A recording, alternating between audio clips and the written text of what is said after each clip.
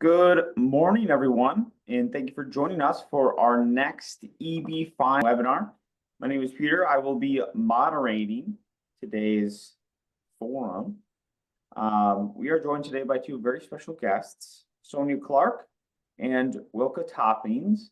I'm just going to give Sonia a quick intro here, who has over 28 years of experience in various industries, including banking, tourism, logistics, manufacturing, investment consulting, finance, and real estate.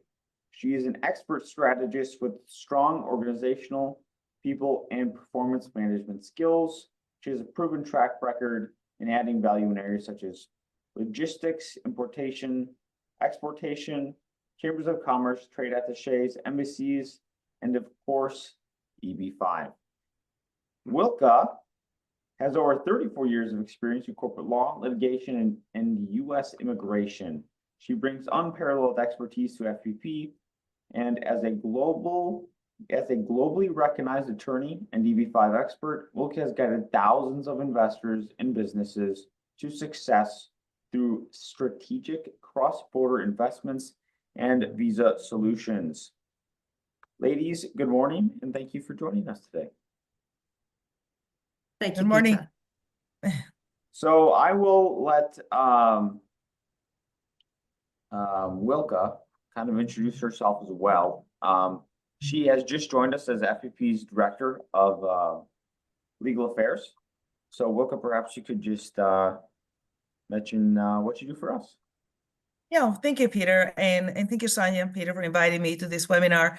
I'm very delighted to be here, and hopefully I will be able to share some useful information as it relates to your plans to immigrate to the United States through the EB5 program. As Peter mentioned, I am the Director of Legal Affairs for First Pathway Partners, or FPP, and I have been a U.S. licensed attorney for 34 years.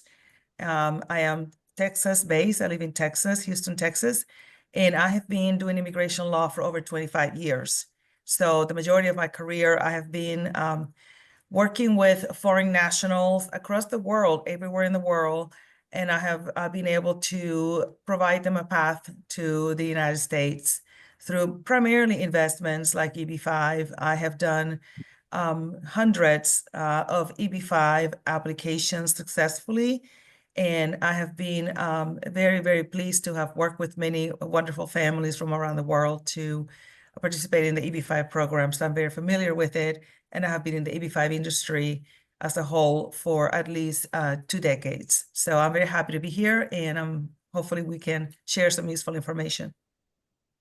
Thank you, Wilka. I think the order of how we go into the next conversation, I think maybe we should touch on EB5 and that it's the path to being permanent. It's not just an ordinary visa. And then touch on the gold card and also return of capital. And then I can end off with a project, our investment project. So, okay, so everybody heard about the gold visa. I think this sent shockwaves around the world. I'm actually in Vietnam at the moment, in Hanoi. And it was the news here. So I'm assuming it was the news in South Africa. So President Trump announced with Secretary of Commerce Lutnick that he was proposing the creation of a new category to obtain residency through the gold visa, what he calls the gold visa. Again, it was just a discussion. There's not even an executive order, not even that. It was a discussion about what President Trump envisions a way to reduce the deficit of the United States. And as far as we know, we just got very little details. President Trump does have an affinity for speaking about his ideas publicly and sharing his thoughts publicly, and sometimes often creating shockwaves about his perceived ideas. We don't know if this is going to be implemented. We have no idea if this is coming or not. But again, even if he were to create such a program under the executive order that I mentioned earlier, it is not the law. Again, only Congress can create law.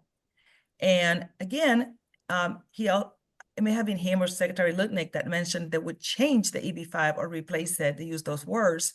They have since walked those words back. But again, neither of them on the executive branch have any legal authority under our Constitution to change EB5 without the Congress acting on it.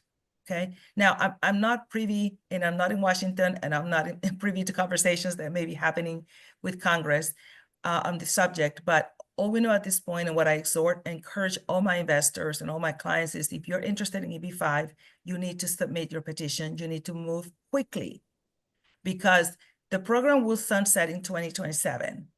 And we have a grandfather provision, meaning if you file your petition before September of 2026, then whatever happens, happens, and it will not affect you. If it's changed, if it's not changed, if it's not renewed or replaced, you enter before September 2026, you are completely covered under current law. So that is the most, safest and strongest way to utilize the program. Even then, there are discussions about budget reconciliations and things like that. And there's a possibility that in the budget reconciliation discussions, the topic of EB5 may come up. We don't know, but they may come up. So there is a possibility that Congress may decide in their wisdom to propose an increase in the investment amount from the current $800,000 for rural projects and TA projects, or $1,050,000 for non-TA projects, to something maybe 1.2 million, 1.5 million, some amount, not the 5 million, but something adjust for inflation, for example. That's a possibility. So again, anybody looking at this program should be acting, I would say, in the next 30 days to 60 days to take advantage, if not shorter, to take advantage of what we have right now. If you file your petition under existing law, you are protected. Even if there are changes in June, July, however that may or may not happen, if you file now, the law cannot be applied retroactively to you. It cannot go backwards. It's anti-constitutional. It's unconstitutional. And Congress knows better than to do that. Okay. Mhm. So, and as far as I know, I've been a lawyer for 30-something years. I've never seen a law applied retroactively. So that is something that you need to consider. Now, EB5 is the fastest way to a green card right now. It is the fastest way to a green card at the moment. It's faster than marriage to a US citizen, which used to be the fastest way to a green card. So at the moment, the visa is current. You apply. Processing times are faster than ever. Rural projects have priority processing, meaning they are being processed faster than any other EB5 applications for non-rural projects. Okay, these are projects that are located in a rural area, which FPP Kaya's project is a rural project. So it has in the law priority processing. Right now, we're looking at processing between 6 to 8 months, on the average 8 months, which is amazingly fast. And then once the USCIS approves the petition, there is an available visa immediately. There is no further wait time. You would have to do consular processing, and or if you're in the United States, you can do adjustment of status quickly, very fast. So that is an incredible opportunity for people interested in obtaining citizenship, well, residency and then citizenship.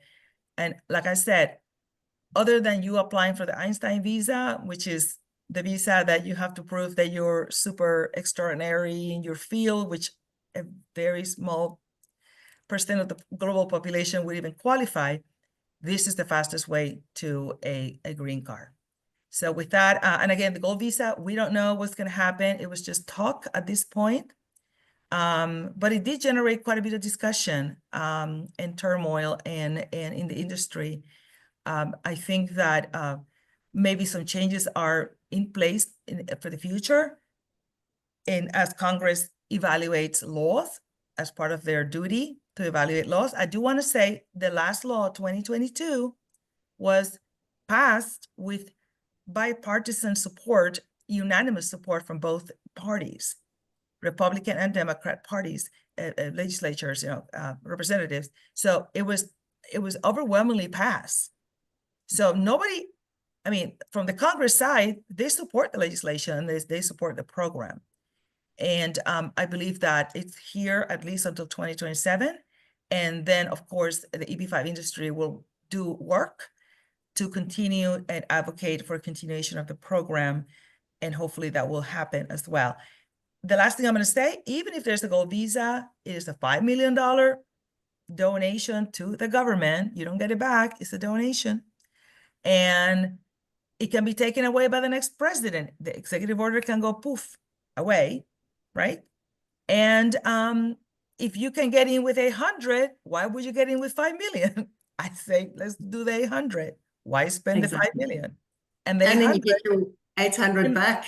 Yeah. Right, and you preserve your capital, and you have the opportunity to realize in some projects some interest rates. So depending on the project and what it's offering. But anyway, with that, I hope that I have explained this issue in a way that makes sense to all of you. And with that, I'll pass it on to Sonia and Peter. Yeah, thank you, Wilka. You actually got to the point. You kept it short. You kept it understandable in layman's terms, and it didn't get too legal. So thank you very much. And if there's any other questions in terms of EB5, I'll be happy to address those and then schedule a call with Wilka. On the immigration side, just remember EB5, there's two pillars. The immigration side, which is handled by the immigration attorney, and the immigration attorney will need your investment, your project information, your documentation that you sign, your investment, and that gets filed together as your petition to USCIS. As Wilka mentioned, rural projects are expedited, and they set aside visas for that. So our project is rural. It's in Utah. It's also near Lake Powell and the Grand Canyon. Excellent project, ultra luxury development. We've broken ground, stabilization, which is determined in year 3. And yes, you should get your funds returned as per contract, under contract with the developer in year 4 with 2 one-year extensions. So just to mention, the number of investors that are required are 66.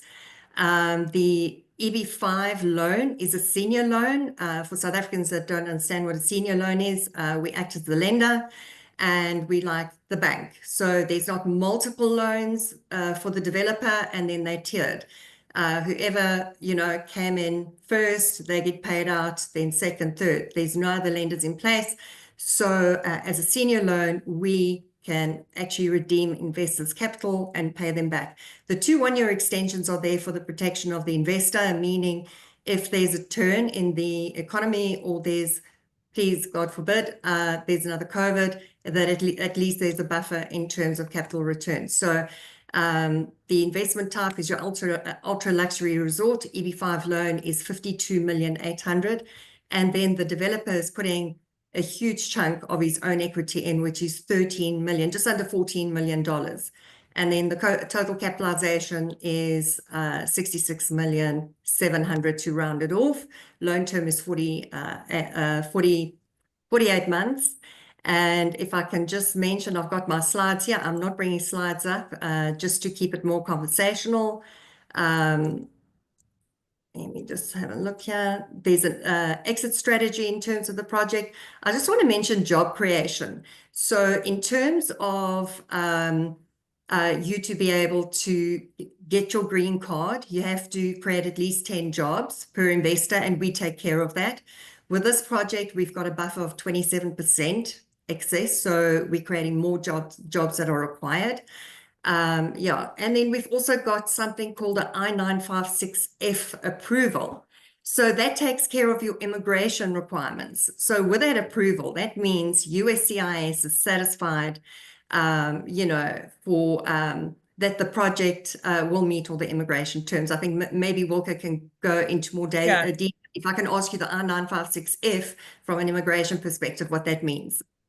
So I want to put this project, thank you, Sonia. You did a wonderful job of summarizing a very complex PPM, but these are the highlights. A PPM is the private placement memorandum, which is part of the offering documents that are provided to the investor to subscribe as a partner in the EB5 fund. But, and it's usually a 40-page document, so I can't believe that you summarized that so succinctly. Thank you for that. But I wanted to really put this project in context because I have been in EB5 for, like I said, over 2 decades. And I have seen hundreds, multiple hundreds of projects come through my desk to review and analyze. By training, I'm a corporate lawyer. Before I became an immigration EB5 lawyer, I practiced corporate law. So I'm very familiar with investment structures. I'm very familiar with financing structures. That's what I did for a long time, mergers and acquisitions. So I know exactly what I'm talking about when I look at a project. Now, to put the project in context, in the EB5 industry, traditionally, the EB5 investors would pool their money into a fund. And that fund would either loan the money on a fixed term loan, much like a bank, or they would do an equity injection. They will become a partner. The fund itself will become a partner in a project. That's sort of the model. Most of the EB5 was a loan model, where the fund, you guys, would loan the money to a developer to then use as partial financing for a project. However, the vast majority of projects out there, the EB5 loan was subordinated, often triple subordinated, meaning the loan was beneath a senior loan or 2 times over, like lower than there was a mezzanine loan, a bridge loan, there was another senior loan on top of it, meaning if something were to go wrong or even in the order of payment, the EB5 fund was number 2, number 3 in payment. There's nothing terribly wrong about that. It's just the way the capital stack functions. People are in order of payment. In this case, what is so unique about this project, and it caught my attention from the very moment I heard about it, is that you are the bank and you are the only bank. You are the only lender in this entire project. There's no other bank ahead of you. Nobody else is going to get a loan paid before you get paid, before the fund gets paid. And that's really unique in this industry. It is very unique. So you kind of are like an equity holder, in a way, like a partner, which will have priority, but you're not at risk like an equity holder would be completely at risk, right? You have the loan, and the loan itself has guarantees, and it has collateral, and it has several layers of additional security attached to the loan, which is permitted under law. And in this case, you have, for example, the mortgage on the asset. The loan is backed by the asset, right? You have, because you're the only bank, you have the developer has provided a guarantee as well. The developer is very well, very wealthy, high net worth developer. You have another layer. You have a construction completion guarantee, and then there's a denial guarantee. So if you I-526 petition is denied, your capital is back. So you really have 4 in a way ways to preserve your capital.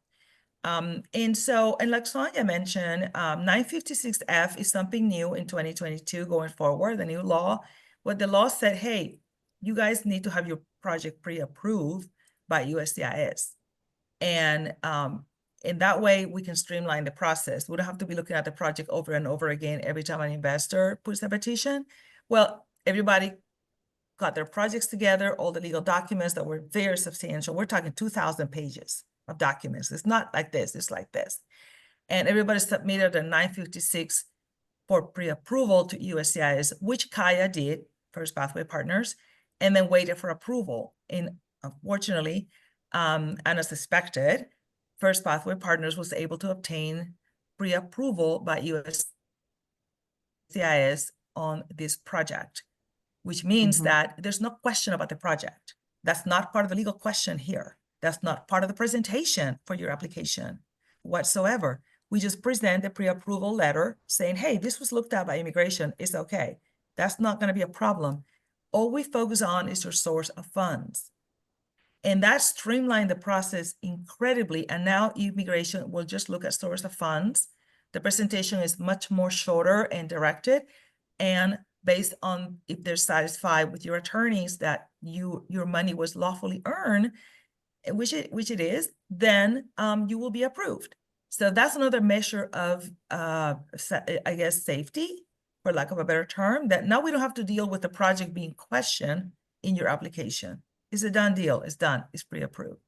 So, and also it gives you a measure of comfort to know that immigration looked at it and felt it met all the qualifications of the EB5 program, from a financing, from structure, from job creation, from viability.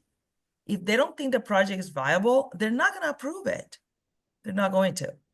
So they have looked at it and said, based on what, you know, you have presented to us, we believe this is a viable project under EB5 per the EB5 regulations, and the job creation is believable, and that's important.